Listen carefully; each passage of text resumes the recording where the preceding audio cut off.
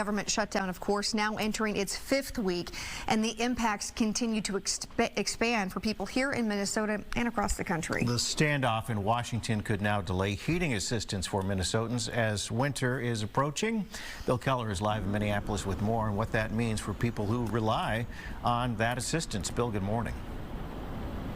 Good morning. In fact, last year, more than 125,000 Minnesotans used the state's energy assistance program to help keep their homes safe and warm.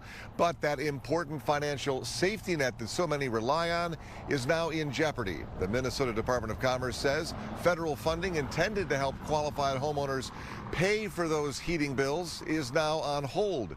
Minnesota normally gets about 90% of its federal allotment early in November before the peak heating season. But since no federal money has been received because of the ongoing government shutdown, state officials say that payments for things like heating bills, emergency fuel deliveries, and furnace repairs will be delayed.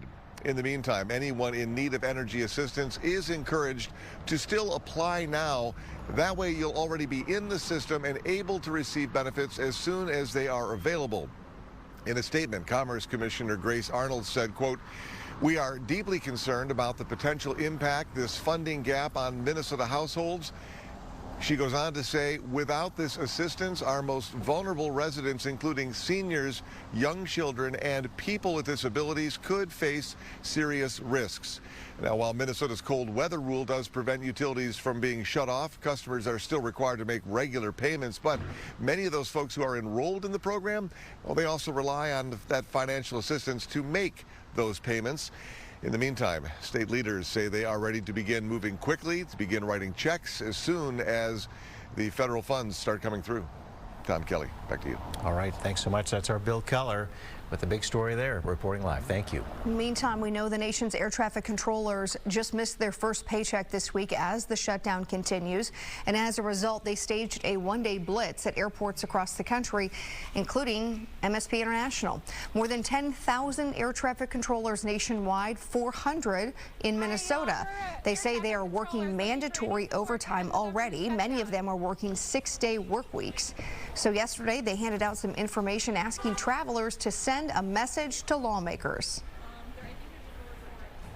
Yeah, we're definitely pawns in the system, and we just believe that we deserve to be paid for the work that we're doing, and we shouldn't be used in the middle.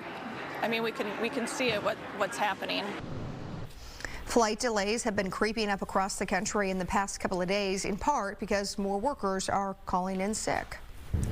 There's a new scam out there. A text scam is going around aimed at people receiving SNAP benefits. Those who get this text may think they're getting $1,000. It's a scam.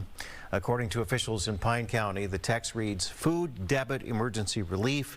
It gives a card number and an expiration date. It will reference your specific county, and all Minnesota residents qualify. Well, do not click on the links, and do not reply, and certainly don't share personal information.